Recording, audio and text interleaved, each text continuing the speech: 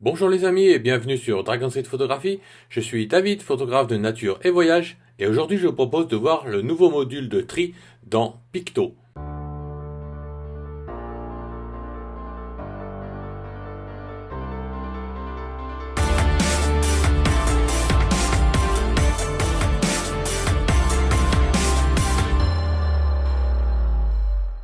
Avant de commencer, je vous invite à visiter mon blog Logiciels et Formations, sur lequel vous pouvez actuellement profiter des soldes sur la formation en One Photoro 2026, Capture One Pro 16.7 et Dexo Photolab 9, ou encore visiter mon blog Nature et Voyage sur dragonstreetphotographie.eu, en français et en anglais, ainsi que mes galeries en ligne sur dragonstreetphotographie.com. Sans plus attendre, voyons en détail les nouveautés de Picto. Nous voici donc dans l'interface de Picto, et ici je suis donc sur l'icône de mes sources, et comme vous pouvez voir j'ai 6240 versions d'images actuellement, sur lequel il y a toutes les métadonnées, donc JPEG, RAW, label de couleur, etc. Et pour vous présenter ce nouveau module ici, qui est le module Touch Free, nous allons choisir par exemple ici un album donc qui indexe les images de mes différentes sources ici.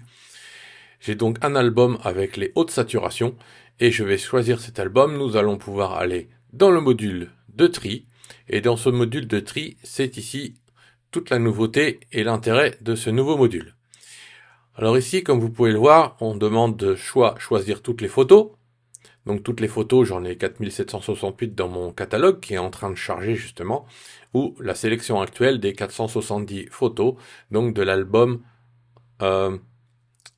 avec les images hautement saturées. Donc je veux cet album hautement trié. Voilà. J'ai donc sélectionné cet album avec 470 photos et je demande de rechercher les doublons. Donc nous avons ici plusieurs critères. Alors ici ce sont des presets où je peux cliquer, sélectionner des portraits, rechercher dans les doublons et élagage dans les collections. Donc j'aurais très bien pu prendre élagage dans les collections puisque c'était une collection ici. Mais en fait le plus important c'est que ces presets ici, ou ici vous pouvez choisir personnaliser votre propre réglage, c'est pour définir les critères ci-dessous. Identique, plus nous allons aller vers la gauche, plus je vais demander des images extrêmement proches les unes des autres. Si je vais vers ressemblant, ce sont des images qui vont être dans la même ambiance, avec les mêmes éléments sur l'image, mais de moins en moins proches les unes des autres. Donc ici, on a une tolérance accrue, et ici, on a une sélection de plus en plus stricte des images. Donc ici, moi, je recherche les doublons dans mes images, et ensuite, je demande à appliquer ou non les règles. Et ces règles, avec les petits points là, je peux justement les changer d'ordre, donc de priorité. La première priorité dans les règles, c'est d'abord de sélectionner les images RAW. Et comme vous pouvez le voir, j'ai quantité de types de fichiers possibles.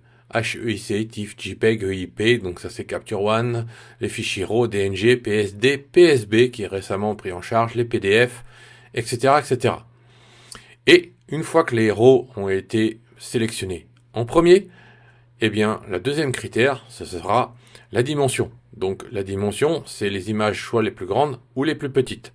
Donc techniquement, les fichiers RAW les plus grands et ensuite la note. Et ici, vous pouvez ajouter encore qualité des images, score esthétique, etc., etc. Donc vous pouvez rajouter vos critères. Et ces critères, donc ici, vous allez à gauche des prioritaires pour aller vers le moins prioritaire. Donc si je veux d'abord des images de grande taille et des notations, et ensuite les images RAW, je vais le mettre dans cet ordre-là. Si jamais dans mes images il ne trouve pas de fichier RAW dans les doublons, il prendra donc ensuite la première priorité, l'image la plus grande, quel que soit le type de fichier, et ainsi de suite. Et ensuite ici, il suffit de lancer le calcul.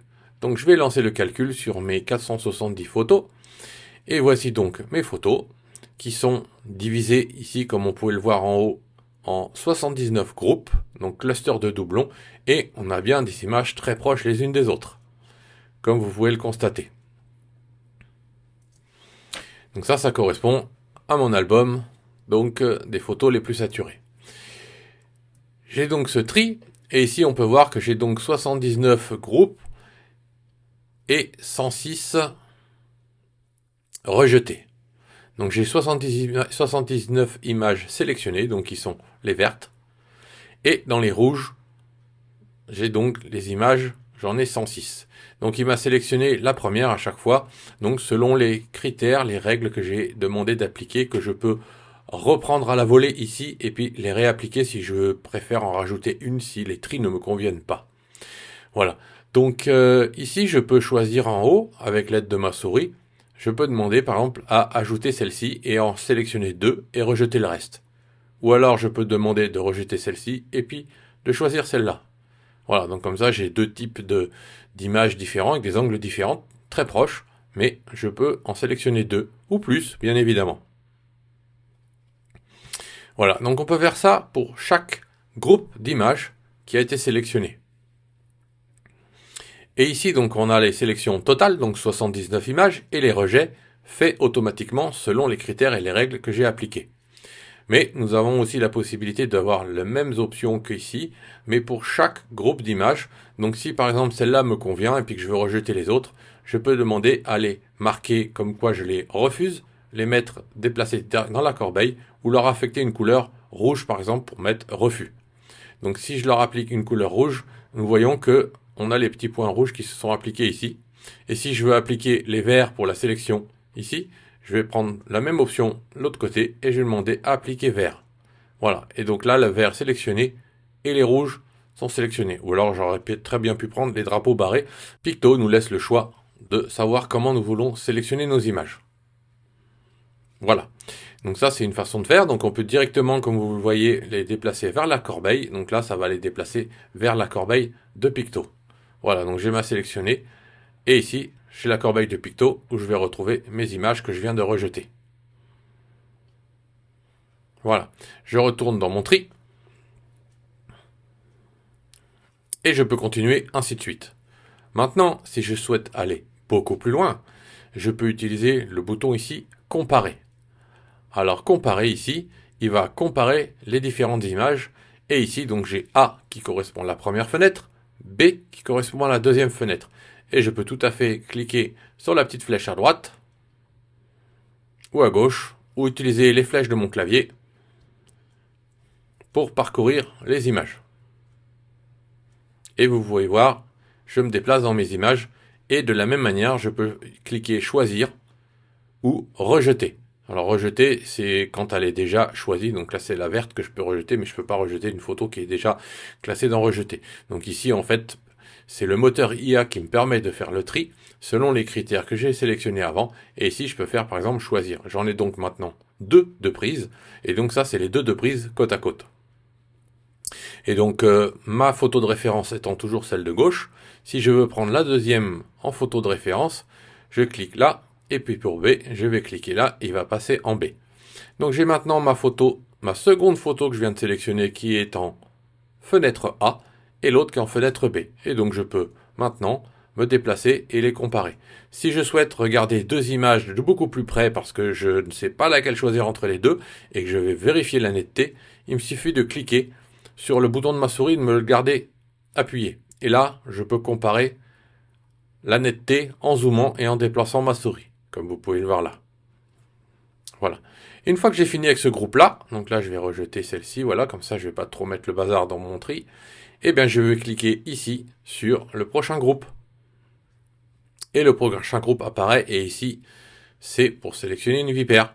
Et donc je peux changer, et de la même manière, je fais mes sélections et mes rejets, et je passe à la suivante. Voilà, une fois terminé, je sors de cette fenêtre. Maintenant, un détail important. Comme vous pouvez le constater, il y a tout un tas de critères en dessous que je peux personnaliser aussi.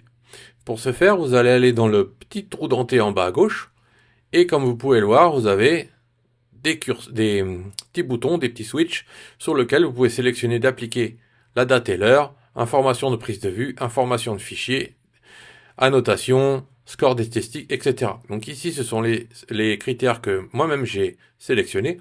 Après, si vous voulez les changer d'ordre ou les personnaliser entièrement, vous pouvez activer ou désactiver. Et par exemple, le score d'esthétique, je pourrais très bien le mettre tout en haut. Voilà. Comme ceci. Et donc, selon comment je souhaite personnaliser mon interface, il me suffit d'utiliser cette petite roue dentée. Voilà, une fois que j'ai mis à la poubelle l'ensemble de mes images ou que j'ai marqué d'un drapeau barré ou d'une couleur, eh bien je peux revenir et puis je peux revenir donc sur mon album ici et cette fois mon album a été trié. Mes images qui ont été rejetées sont dans la corbeille ici. Ce sont les 3 images ici qui ont été rejetées à la corbeille tout à l'heure. Comme vous pouvez le voir ici dans cette corbeille, j'ai aussi fait un tri dans mon catalogue Capture One et ici donc je peux supprimer les images que j'ai mis à la poubelle dans le catalogue Capture One. Donc en cliquant dessus, ça va aller dans Capture One et dans Capture One, elles seront sélectionnées pour être mises à la poubelle. Voilà, c'était la petite nouveauté de Picto 2.5, 2.6 et c'était un module très attendu parce que c'est ce qui personnellement, c'est ce qui me bloquait depuis bien longtemps, de pouvoir faire un grand tri et de pouvoir gérer en supervision toutes les images dans Picto. Voilà pour la petite vidéo du jour, je vous dis à très bientôt pour plus de vidéos sur Dragon Street Photographie. Bye bye YouTube!